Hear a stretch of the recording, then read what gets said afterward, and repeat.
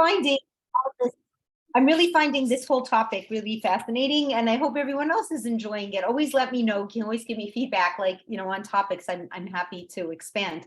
So right now we're dealing with Torah's view on mental health. So I'm going to tell you a story, and we're going to work off the story. Okay, so true story. I heard it from Dr. Meir Weichler. I happen to think he's amazing. He's also a therapist. He reminds me very much, if I had to put him in a category, and it was his mentor, is Rabbi Dr. Tursky. Like, you could see him. He has that same flair, and he puts in a lot of Torah into anything. So he had a religious man, very religious man, in fact, who was a teacher and a prominent teacher, and he fell into an addiction of, as far as I can understand, he referred to it as an addiction of, not being too holy, which would really mean probably into pornography. So it's not an easy addiction. It really isn't. And, none of us can judge, because it's a reality. And for men, this is a much harder game than it is for women. You can't compare. So this was 30 years ago. Okay, so imagine what it was, 30 years ago. Today, it's a much easier, like today, alcohol, drugs, anyone who has an addictive personality, food, alcohol, drugs, pornography, so accessible. Like, you're not talking about once upon a time, you had a Playboy magazine in a brown paper bag and you were dying of embarrassment. They hid it at the back of the store, like you're talking this stuff. Today, any ad is pornography. Like, for what you see today in an ad is when we grew up was pornography, okay? So let's just be real, what's going on out there. So anyway, this man 30 years ago had this issue, and he goes to Dr. Weichler, and Dr. Weichler thought, you know what, I'm a psychotherapist. I'm going to try my best to work with you. It's interesting how he admits later, he says, like, addiction and psychotherapy don't 100% work. And I thought it was very interesting. So he said to the guy, look, we're working. They dug up some stuff. There was some stuff in his childhood, where he was abused. He had a very bad relationship with his father. But regardless, he didn't seem to be able to get himself to have self-control. Right. So finally, this Dr. Weichler said to him, look, this is 30 years ago. He says, listen, I'm going to be real with you. I don't think I'm as effective as I want to be with you. Like, we're not being able to break this addiction. So what I suggest highly is there's something called the 12-step program. Today, you can find very religious 12-step programs. Like, I know people who have food addictions, they go to a religious women's group. You know what I mean? I mean, they have them for men too. And it's like 13 steps, they call it, because I think they probably base it on the Ani Mamids. You know what I mean? The 13 principles of faith. They really work with it, and it's a real great program. I know someone who's been in it for years. They love it. The girls become like best friends, like they mentor each other. It's really amazing. Fine. So in those days, that wasn't the case. So for him to be able to take the group, he would have to go to a church. Okay. Now you're talking a really religious individual, okay, who had a beard, and he was a teacher, and he was like he used to give classes and speak and everything like this. And it ate him alive that he became, that he had this addiction, and he really did want to get cured, but going into a church and being with, that was already like a lot for him. So he said to Rabbi Weichler, are you sure? Like, this is like something I should do. So Rabbi Weichler said, wait, like, don't be so nervous. Ask your rabbi, go ask a shaila.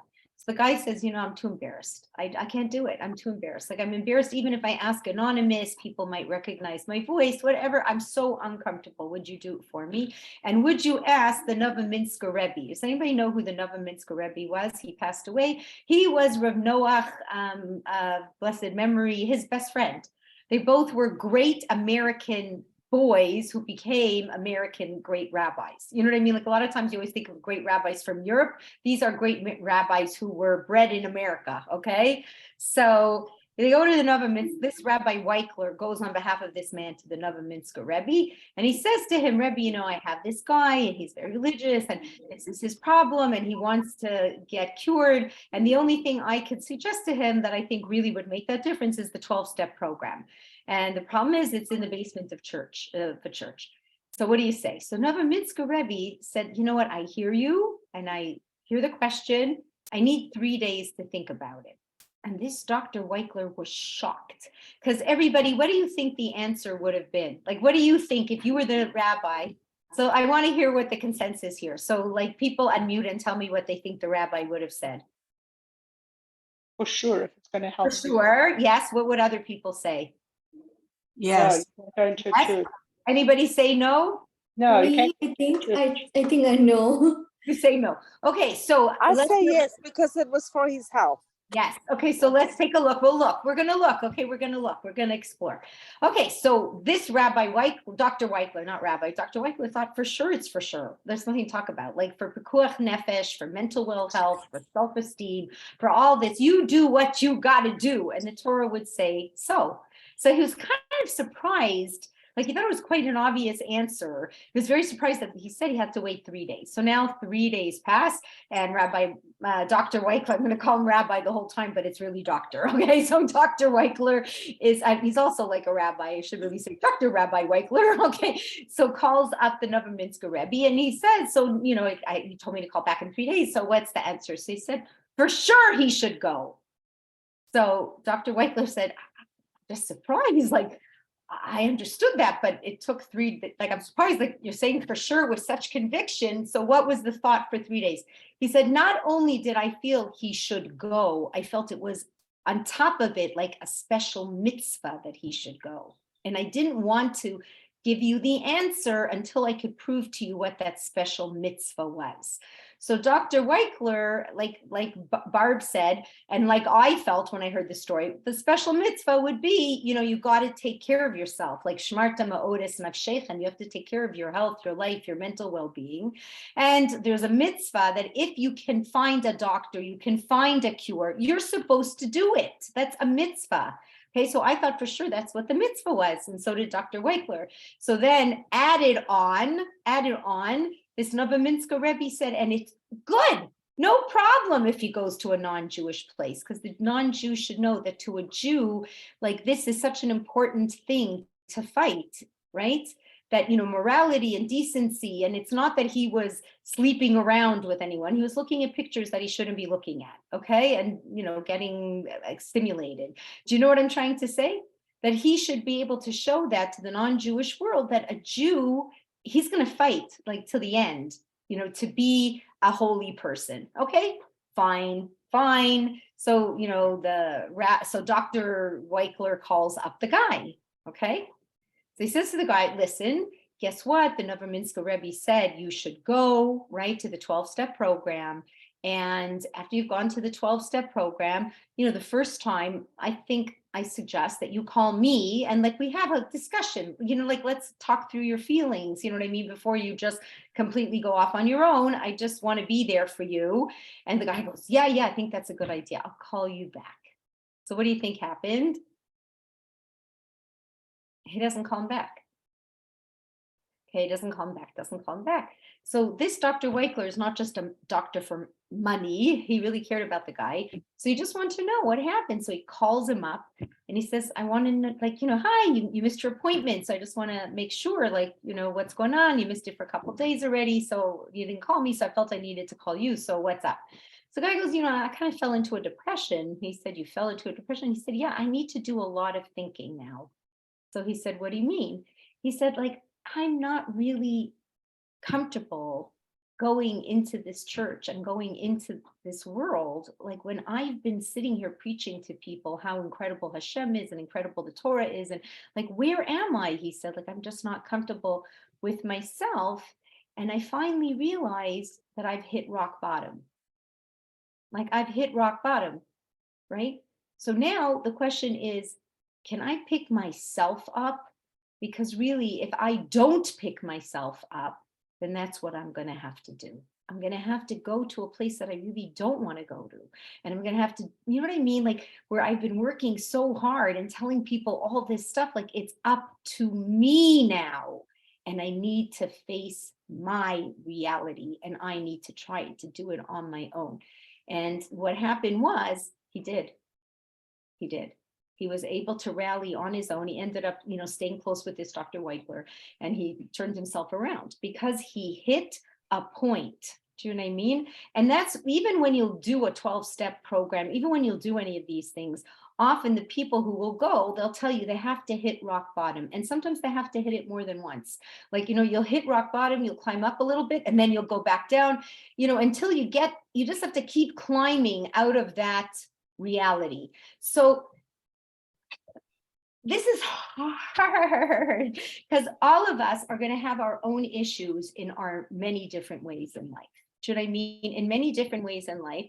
One of the things that Hashem has given us is the ability, even though, like, I want to really preface this correctly. I don't want anyone to feel judged or anything. I just want us to understand that every one of us has a self-control issue. True or false? Okay, like it's either over food or sleep or this or that, right? Yes or no? Yes, no? True, true, true. Yes, true.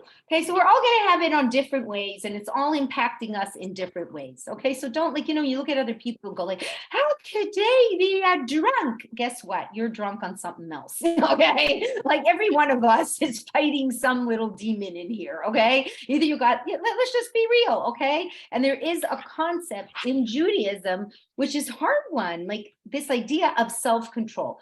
It's doubly difficult today because today there's no such thing as self-control. Now I'm looking in a world that it's self-indulgence, right? Self-indulgence, there's no such thing as self-control. And not only is there no such thing as self-control, like I can call a victim card for the rest of my life.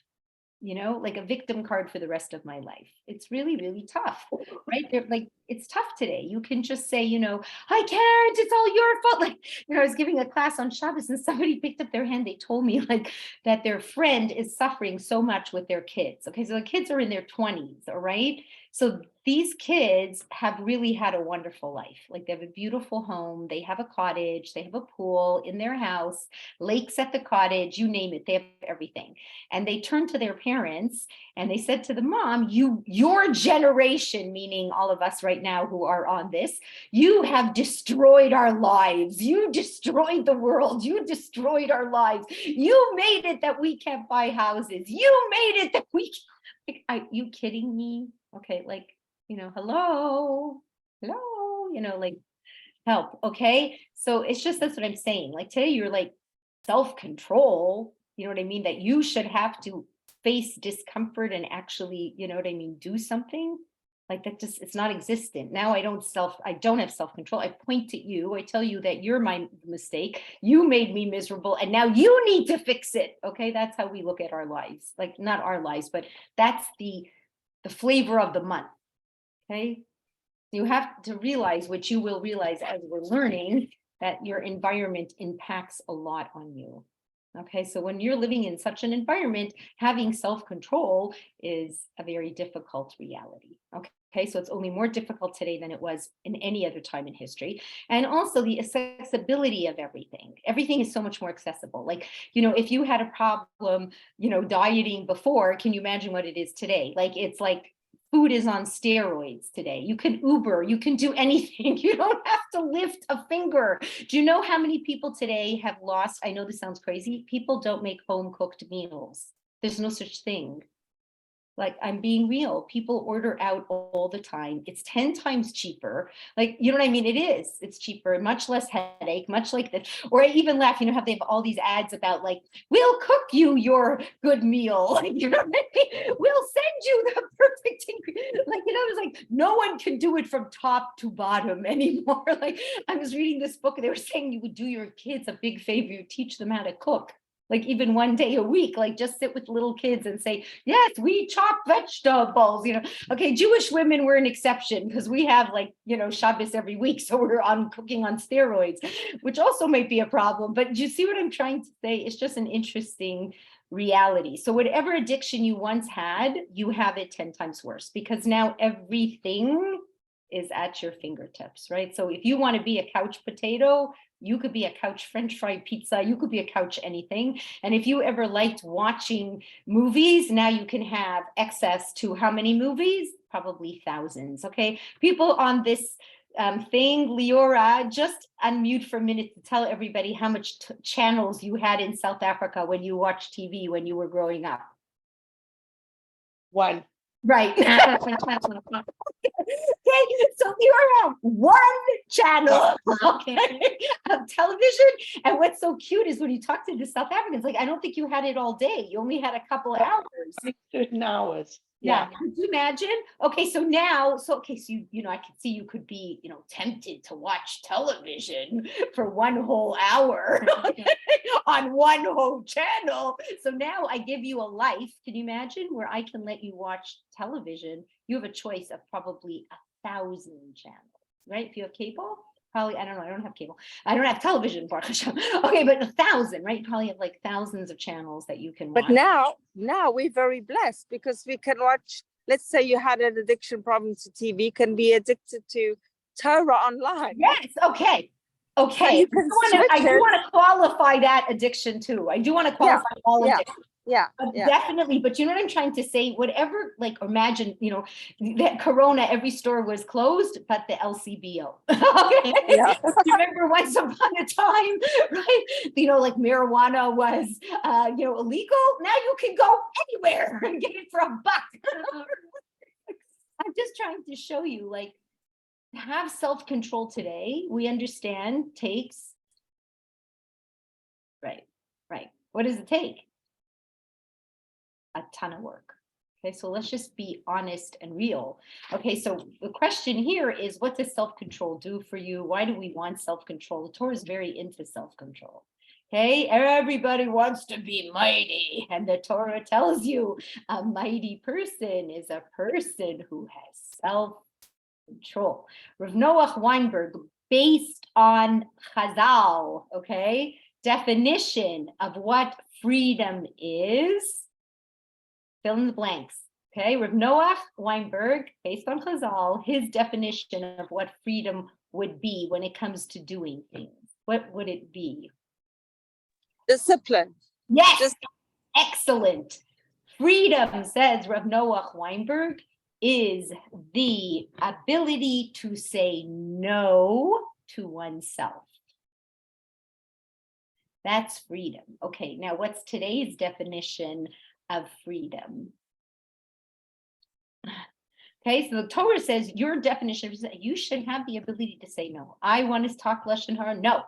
I want to be the person I authentically want to be. I want to be able to say no. Yes to everything. Yes to everything. Okay. I want to sleep with a doggy. I should be able to do that. Okay. I don't even want to say what people want to do. Okay, like chas v'shalom. Okay, today everything goes. In Judaism, it's the ability to have self-control.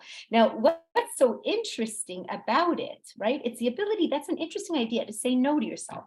No, I won't watch it. No, I won't eat it. No, I won't buy it. No, I don't need it. You know what I mean? Like, how many of these, like, no, I won't let myself get down. No, I don't need to feel anxious. No, I don't need to feel depressed. Do you see how much is going on all the time, all day long? Okay. And so if you had this ability to have self-control, I'm not just talking from the Torah. The Torah tells you would be free, but let's just look for a minute at psychological studies. Okay. So this is a cute test. It's called the marshmallow test. It was in 1960. It was like a very famous test. Does anybody know what this marshmallow test was? It was called the marshmallow study. Okay, it's very funny. And they took 4-year-olds. Okay, they put them in the room and they gave them one marshmallow.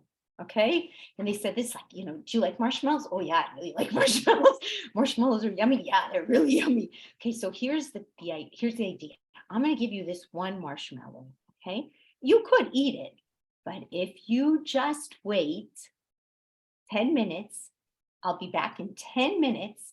I'll bring you a second marshmallow and you get to have the 2 of them.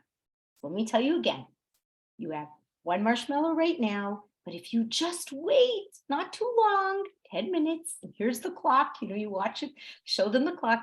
In 10 minutes, I'll be back and you'll be able to get a second marshmallow. If not, you're only going to have one.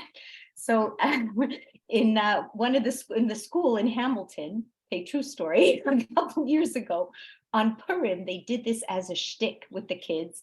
And my granddaughter, they picked my granddaughter and another kid. And they show you the two kids in the room, like one after another. They do the test on them and they leave them with this cupcake instead of a marshmallow. So you see my granddaughter, like within 2 minutes, the guy walks out of the door and she picks it up and goes, that was it. She's like, no. Okay. So they did this. It's a true story. This is a true test. Okay. I think it's out of Stanford University. Okay. They're doing it with lots and lots of kids. 17 years later, they followed up on the kids. Okay. So there were kids who held back, waited for the 10 minutes, and got a second marshmallow. So now 17 years later, they're looking at the study and they're seeing, where are these kids, right? So 17 plus 4 at 21 years old. Okay, where are they? So the ones, very interesting, who were able to have the self-control, graduated high school, like were able to graduate much more than the others, were very unlikely to be addicted to drugs or obesity or liquor, right? Scored higher on the SATs and were generally more successful. It's just an interesting idea. In fact, they said that when they look at the rates of success in people, it isn't money and it isn't looks and it isn't even IQ. The greatest character trait that you can have to be successful in your life is self-control. Okay, isn't that incredible? So I'm going to ask you, like, I want to get some feedback here. Why self-control more than anything else? Why, like, not brains? Why not money? Why not, influence? Why not, good looks? Why don't they get you ahead? What gets you ahead is the ability to say no to yourself. How come? Because when you say no to yourself, you already feel better about it, that you have that. One thing you should know very much so, the ability to say no to yourself gives you self-confidence. Okay. Yeah. What else does it do? What else does it do? It also motivates you more. Yes. Okay. It's a greater motivator and you're able to reach your goals. You could be very smart, but if you're always self-indulgent, right? Like you got to sit down. You can't like party if you're, you know what I mean? Like if you really want to get somewhere, you got to use your brains. If you're going to play all day, then you're not going to be able to use your brains. You have all these goals. It takes a lot of self-control to meet them, right? People who become great Olympic athletes, they don't become great Olympic athletes sitting on the couch, you know what I mean? Having it easy, looking for a quick fix. No, what does a great athletic, Olympic athlete have to do? Oh, he's got day after day, he has his training, he gets up, day after day. It's repetition. Yes. Beautiful, beautiful. So this is something that we like anyone here on this line, would you want more self-control? Yes or no? Yes, excellent. Okay, smart. Why? Because we're smart people. All right. We see what just indulging all day and just like, I don't know what you like, you have one of those days, you just binge on something, right? You binge on the food, you binge on the this, you didn't do anything, you sleep in for 10 hours. Okay, once in a while, fine. But if you would do that day after day after day, what would you feel about yourself? You feel very bad about yourself. Yeah, you end up feeling like when you feel awful. Yeah, you feel awful. So when you have self-control, you have self-control, we know where we're going. Like, I want to be that better person. I want to get up. I want to dive in. I want to do this. I want to do my class. I want to, do you know what I mean? Like, I want to show up. I want to go to work. I do my job. Blah, blah, blah, blah. Like, you feel like you're meeting goals. You feel like purpose. You feel there's something you're doing that's constructive and productive, and your body and your neshama is wired to feel that, right? Body loves to be a big lazy blob, but that doesn't give us emotional well-being, right?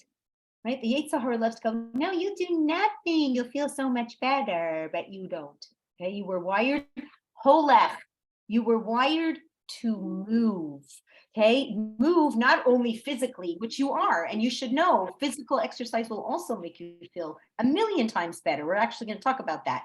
But, right, doing nothing is not what the Sahara's promise is, a false one, a very big false one. And today, if you want, why people are so depressed, why are people all laying around on the streets? They think that this was a lifestyle that looked like fun and happy and just do my drugs and shoot myself up and I won't remember what reality is, right? And now they're all lost. You sometimes like see these people, you just want to cry for them. Do you know what I mean? They're But lost. the Lubavitch Rebbe was like never slept. He always did, and he helped and action and all that. Yeah, he was very into that. Okay, so yeah, sorry. No, nothing was ever too much for him to do.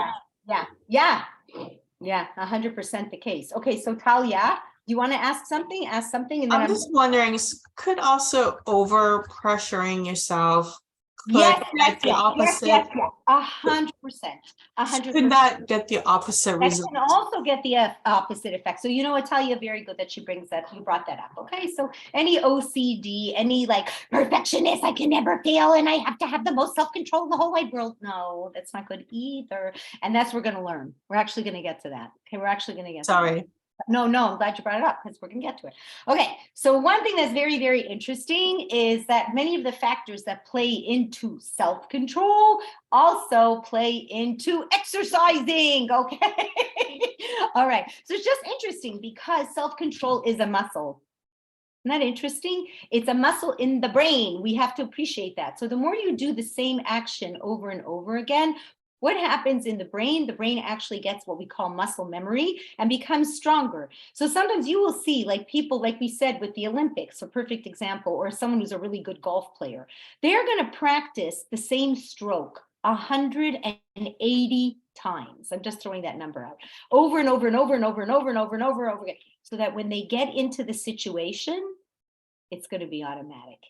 It doesn't matter if like, oh my gosh, this is my last good chance. It's this last shot, or else in their mind, it's another shot. And I'm good at this. And I got my muscle memory and I know how to do this. I'm not worried. Boing. Okay. So this is the concept. When a person has to exercise, you want to grow your muscles, you want to grow your strength. Your heart is a muscle, your brain is a muscle. That's what's good about exercising, because you use it, and like if you don't use it, you lose it. There is no, you need a little bit of pain, you need some tension, you need some friction, you need something to be a little bit challenging. That's why Hashem says it ain't easy to say no. There has to be a little bit of that. And then when you pass over the the muscle starts to grow. So just like you have to repeat, right, in order for it to grow, like the more you will have some self-control in an area, like remember, some is good, more is better, but everything counts. Okay. So let's say you're trying on your diet, like this, another thing, for self-control to work, what Talia said is very important. You can't have a big beat up, mess up head when it doesn't. Okay. The Torah tells you, you're trying your best, you're a work in progress, you make a mistake. The best bracha is tshuva. You can always come back, just like this guy. Okay, addicted for years and years and years, addicted in a time period, where it wasn't so obvious or so popular or so this, right? And you're a rabbi and you're a teacher. Like the guy could have felt like a piece of dirt, right? But after a while, he realized, I'm going to do tshuva. I'm going to understand that I have the ability to come back. So let's say even physically, somebody didn't exercise. Like, you know how many people I have who come to me who haven't exercised in 50 years? Like, haven't picked up anything. They don't do anything. They never really did any weights, never really did any cardio. And guess what? Their body comes back. The body revives itself. It's amazing. They start bit by bit by bit, and before you know it, something phenomenal has happened. So the Torah tells you, when it comes to self-control, don't try to grab a whole big bunch all at once. Just grab little pieces one at a time, because the Torah says, if you look for pieces one at a time, you will be able to grab them. If you try to grab too much, you won't even be able to get anything. So the Torah tells you have to be really careful with that, because what Talia said, you will burn out. Just like if you over-exercise and you do not take time to rest, there's something called fatigue. So the brain gets fatigued.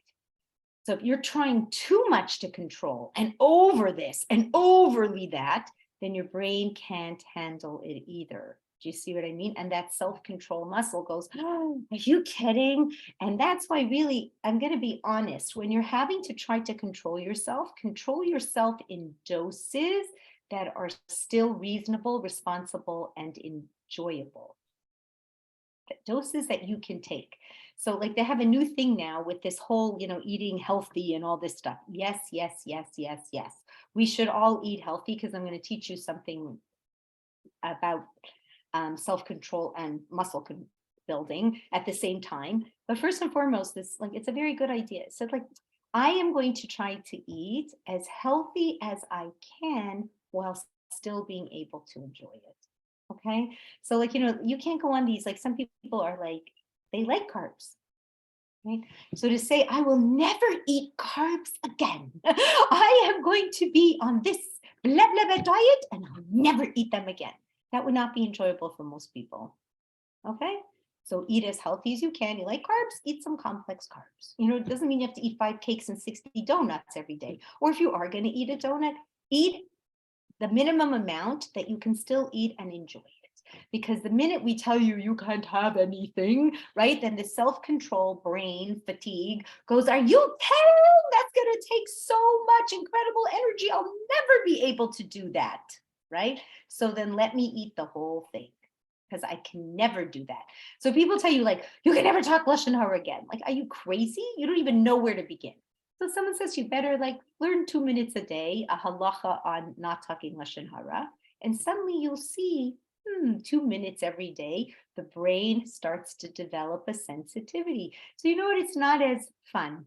You don't want to do it anymore. You have a better understanding. Slowly but surely, you wean yourself and you grow, right? Your control, your willpower power. Because every will, right, we have free will, so Hashem gives us the will to be able to choose and to make certain decisions. He does. It's not that he didn't give us the ability. Okay, so from what we've done in the past, right? So we may not have the exact same free will, like our free will going across the line right here on this thing, it's not going to be the same. It's not going to be the same, right? For someone who just started, let's say, to keep kosher, someone just started, all their life they weren't kosher. All right, they got to go to all these great restaurants. They got to do this. They got to do that. It was so much fun. It was really a big thing. Like they had their birthday party, best treif restaurant that they loved. They had their engagement at the best treif restaurant that they loved. Okay, when they go past a treif restaurant and they have to say no, it's really much harder than it is for me. I haven't eaten treif probably all my life. You know what I mean? Like me in a treif restaurant, like, you know what I mean? I would never even think about it. So it doesn't mean anything. I look at lobster and I want to throw up.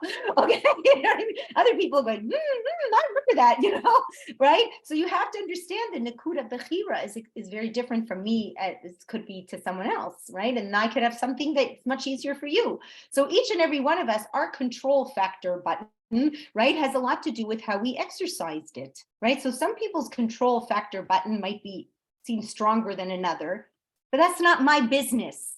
And that's not yours. Your business is to get you into control, right? And your little Nikud HaBechira, your place of free will choice, and to be able to make that place of free will choice as powerful as possible. You want to grow your muscle. That's our idea. So number one, how do we grow it? By repetition. The more we will do it, the more you will say no in this area, the stronger the muscle will get. Okay, that's number one.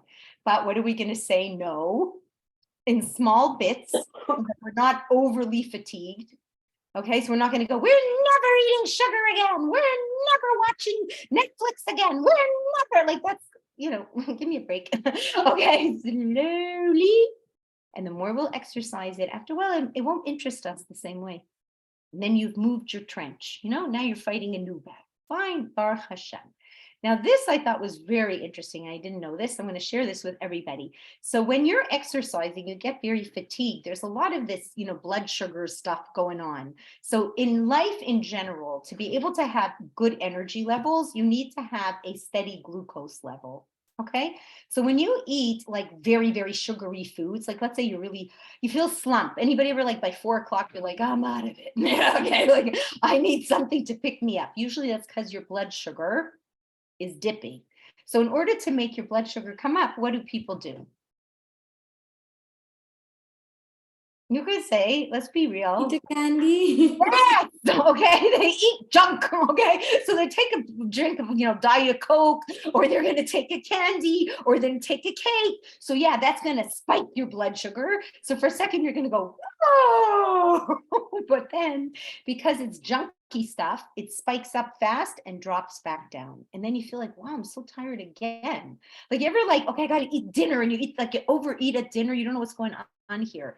So it's interesting. You want to try to keep this blood sugar like steady. So it was very interesting what he said, because when you're at that fatigue level, listen carefully. When you're at that fatigue level, right? You're like 4 o'clock and and then you want to take your little Coke, and then you're like wired, and then you're going back down. It's the worst time for self-control. So in order to have the ability to make a good decision, and this is why the Torah is so into, why was the Rambam so into taking care of your physical health, right? When are you weak? When do you have, like, let's be real, okay? When is it like very hard to have self-control? What do they tell you when you're on a diet? Never go shopping when you're Hungry. Yes, so that comes from the Torah. Don't try to exercise self-control when you set yourself up for failure. So Torah will tell you certain things, okay? And it's all psychologically proven. That's what I love about this course that we're doing. It's because, yes, instead of saying, how people love to say that the Torah is antiquated, it's in reverse. Science has to catch up with the Torah. The Torah is way ahead of science. So now we're trying to get antiquated science to catch up with the Torah. That's what we're really looking at in our lives. Okay, so we need to get that straight. Because for some reason we think, oh, if science proves the Torah, I hate to tell you this, the Torah has been proving science. Okay, not the other way around. Okay, so here's the story. So it's just very interesting. So it says, so it's funny because I always make this joke, but it wasn't a joke. It was true. Like my son used to come home and I used to say, how was your day? He would say, don't talk to me until I ate something. Because he's right. His blood sugar was low. So he's saying, I don't have the self-control right now to be able to listen to you without like getting grumpy and angry. So then I gave him something to eat and he was a much happier person. So sometimes you get this like, you're all angry. So take an apple. Okay, that's a complex carbohydrate. So it's interesting, Rabbi Tauber, okay, this is a tzaddik. This isn't like an average person, okay? Guy survives the Holocaust, multimillionaire, writer, author, had his own kiruv organization. Like, I don't know what, a father of 12. Okay, so whatever, like he was like and related to the Chasam Sofer. Okay, so like this was like big stuff. So what would he say? He said when he was young, he would come home from work, he'd be so aggravated, so tense and hungry.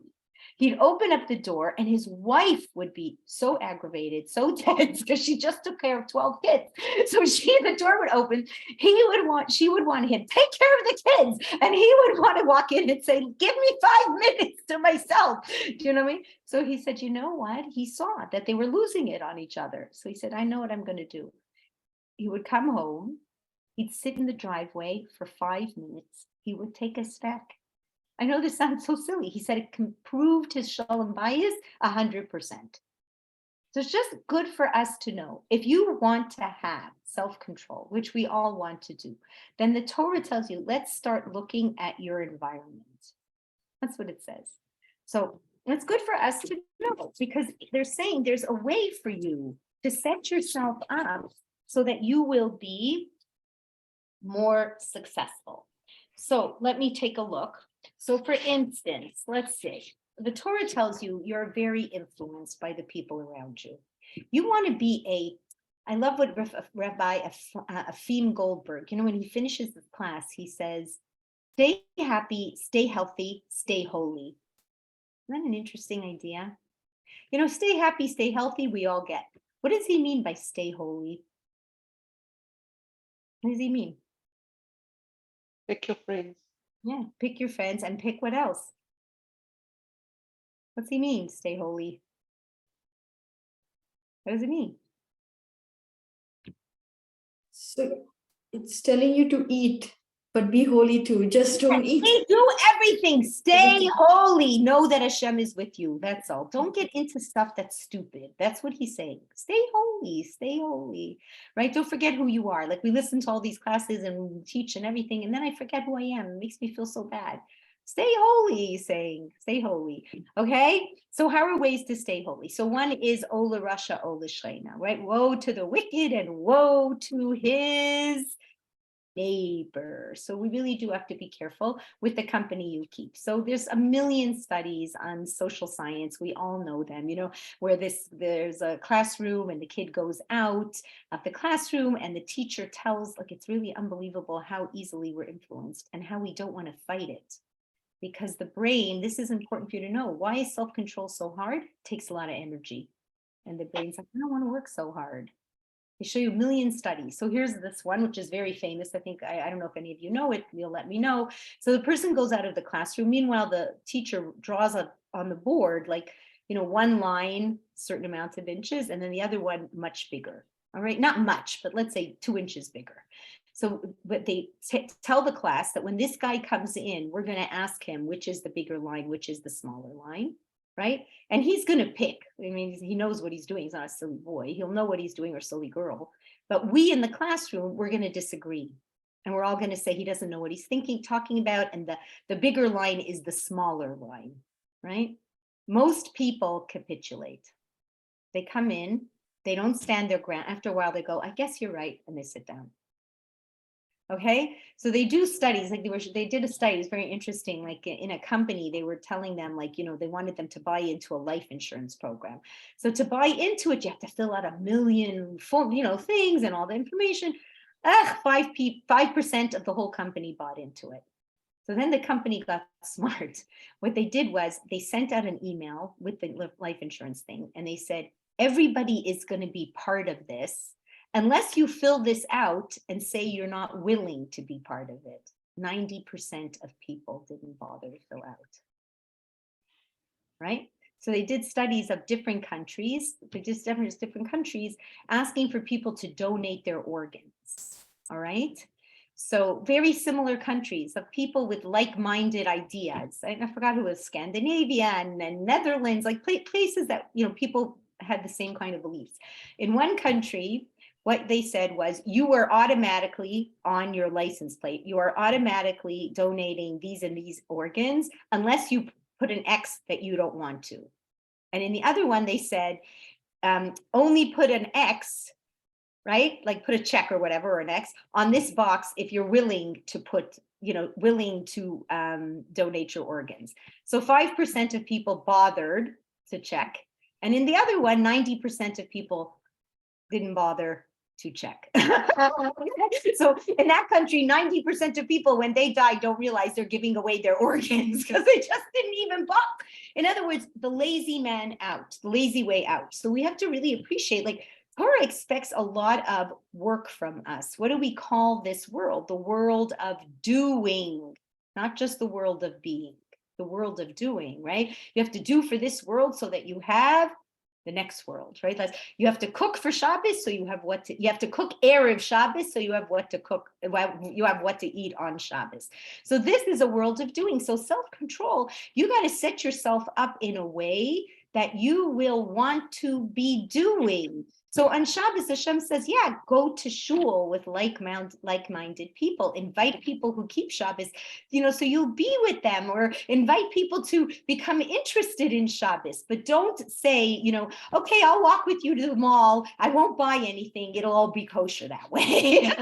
Because the Torah tells you, yes, you could go for a walk, but if you're going to walk into the mall with people who are buying things and you're going to say, oh, I'm not going to buy, like, it's not a good idea. And that's why the Torah tells you, like, don't mingle with the non-Jewish world. Like, it's good. You eat kosher and they do not. Don't sit in their restaurants. You're going to make yourself you're going to get into trouble. That's all. You're going to get into trouble, right? And before you know it, right? We have an assimilation rate of 7 out of 10. So you see what I'm saying? So when it comes to willpower, you got to set yourself up. So all these things, so the Torah says like this, things that you want to do and are good, make them very easy. put them very close to you. And things that you know are not so good for you, or things that you shouldn't be doing, keep it far away from you. Okay, why? Why does the Torah say that? Things that you should be doing, keep close. Things that are not so good, keep far away. Why is the Torah telling you that? Well, it's temptation. Ah! Putting temptation in your way. Yes, okay, Barb, you are a smart girl. Okay, the idea is the idea of temptation. And what did I just tell you? Listen really carefully so we'll get smarter. And I'm talking very out loud to myself. Okay, what are we trying to say? The Torah is saying the brain, the body, it doesn't want to exert itself.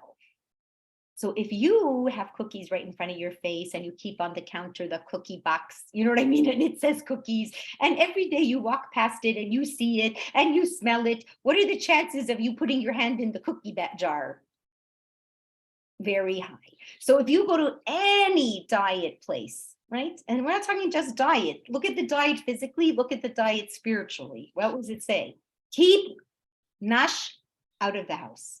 Because if it's not in the house, it makes it harder to get it. If it's harder to get it, less likely you're going to go and make the effort to do it. Do you see what I mean? That's why they're always telling you, like, you kind of always like, be prepared, you know, cut up your vegetables. So be prepared, you know, have an alarm, get enough sleep, go to your class you're supposed to go to do your minyan, keep, like I always say, keep a little purse with coins next to the tzedakah box, okay? It makes it so much easier to give tzedakah, right? Than to have to run around and go, oh, where's my purse and where's my money? And I don't have any change, right? And then when you finish with the tzedakah box, count out the coins, write out a check, and then put the coins back into the purse, and then you can recycle. Do you see what I mean?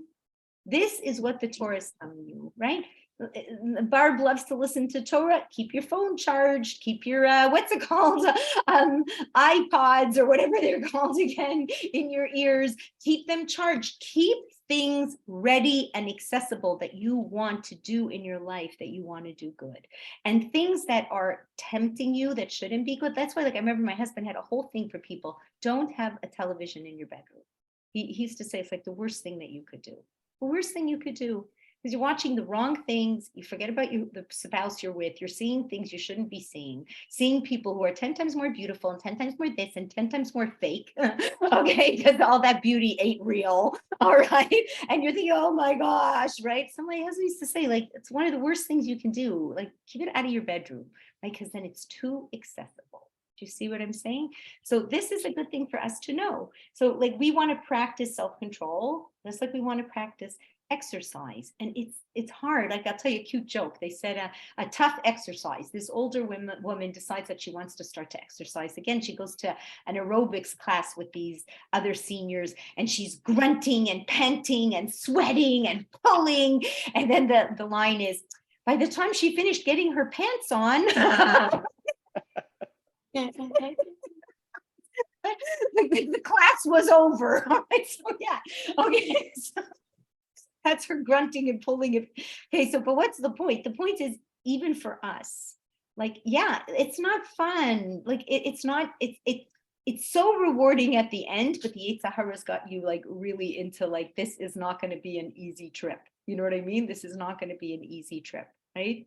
It's what the Yetzer Hara's got you into. So it's not fun, right? It's not fun, but even just that beginning, like, even the beginning of saying, I'm trying to make a commitment. I'm going to try, even just like putting your pants on to get ready to go to the exercise class.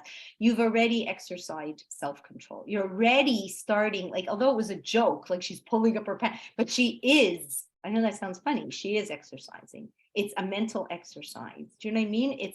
It's starting to get some kind of self-control, starting to make some kind of a commitment, at least putting a little bit of a neural pathway into the brain. Because if not, if we don't even just, it's like what the Chafetz Chaim said, you know, when he sold his books, he sold a book on Shmir Saloshin. This guy came and he sold Mishnah Brura and on soldiers. This guy came, he bought every single book that the Chafetz Chaim wrote, except for the one on Shmir Saloshin, except for the one on not gossiping, right? So the Chavetz Chaim looked at him and he said, why, like, I don't understand, you bought every book except this one. He said, yeah, because this I know I'll never be able to do. So he said, even if you opened up the book and you read it, and at the end you closed it and you went like this, "Ay, if only," you're already a step ahead. Do you see what I'm saying? So when it comes to this self-control thing, like that's what I'm saying, like some is still good. Every step is still a step. And every step back is just another step for you to get up and try again, right? And not to do like what Talia said. If you're going to pressure yourself and this and that, you're going to really not like yourself. You know, look at yourself as I'm such a failure. You know, those words are so stupid. They really, really are, because no one is perfect. And just the fact that you are willing to try, that already opens up, right? The siyata dishmaya. It already opens up this nozzle that sends down Hashem's like divine intervention and help. So that's like the kind of thing that we have to really like think about. Okay, let me see what else. Yeah, so right. So we said the friend. Okay. Yeah, so the Gemara tells you like this. Okay, the Gemara tells you like this. You have a choice. Okay, there's two paths. Okay, one path, it might take a little longer, not such a fast path, a little bit longer to get to where you have to go. But there's no distractions. There's nothing you're going to see that you shouldn't see, nothing inappropriate. Everything's going to be okay. Do you know what I mean? Just go down that path, right? You go down the path, you'll get to where you have to go. It's just not going to be so quick. Then there's another path you can choose. Okay, the other paths, you're going to be seeing things you shouldn't see. Okay, people who are dressed inappropriately, acting inappropriately, it's not a great idea. Okay, so now you have your choice. You could say, well, but the other path is shorter. I'm going to get to where I have to get to. It's better. Like, listen, I'll get there faster. What's the better path to choose? What's the better path to choose? And when I'm going down that other path, I'm telling you, I'm going to close my eyes. I'm not going to get influenced. I'm going to be just fine. I'm just going to go faster. That's all. And I'll get to where I have to go to faster. So what's the Gemara tell you? What do you think the Gemara tells you? Which path should you take? The long one. Yeah, the path that's longer. Because don't, says the Gemara, says fool yourself.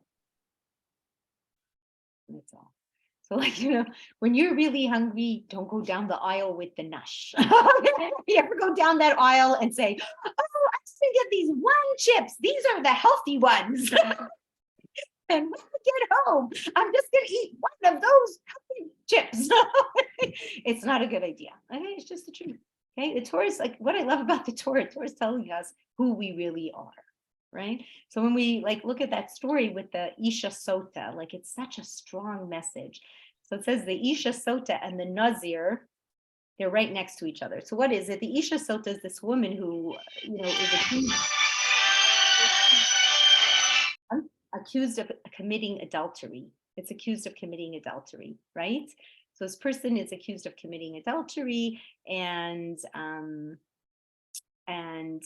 they have to give her a test, and if she, they give her a certain drink, and if she did not do it, then she's blessed and she has great children, everything's great. But if she did do it, horrible things happen to her. Okay, so right after that, they talk about this person, a Nazir, a person who says, you know what, I got to be careful in life. I can fall into traps. I'm gonna stop drinking wine. I'm gonna grow my hair. And they say that the person who decides to do that is usually a person who witnessed what happened to one of these women, right? And not only does she die, the person she, did her adultery with also gets killed.